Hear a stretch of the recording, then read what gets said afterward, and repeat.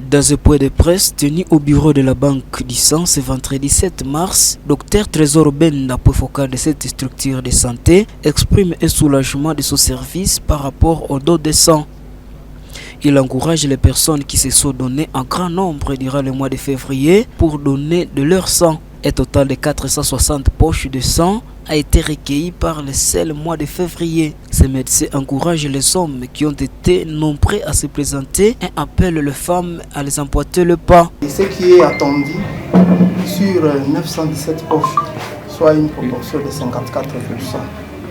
La proportion est encore basse et nous tenons encore à remercier les donneurs et à les encourager pour pouvoir donner du sang.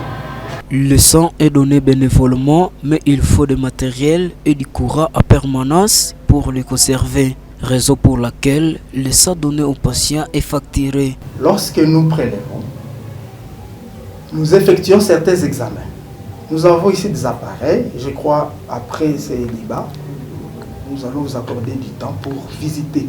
Et nous appelons même à toute personne de bonne volonté qui vient visiter notre centre et le bienvenu. Nous avons des appareils, des automates qui utilisent des réactifs. Et ces réactifs-là sont coûteux. Puisque avant d'avoir une poche sécurisée, donc le sang sécurisé, il y a certaines analyses de laboratoire qui s'effectuent. Alors, ces analyses-là nécessitent des réactifs et ces réactifs sont payants. À part ça, la conservation du sang. Le sang doit être conservé 4 à 6 degrés.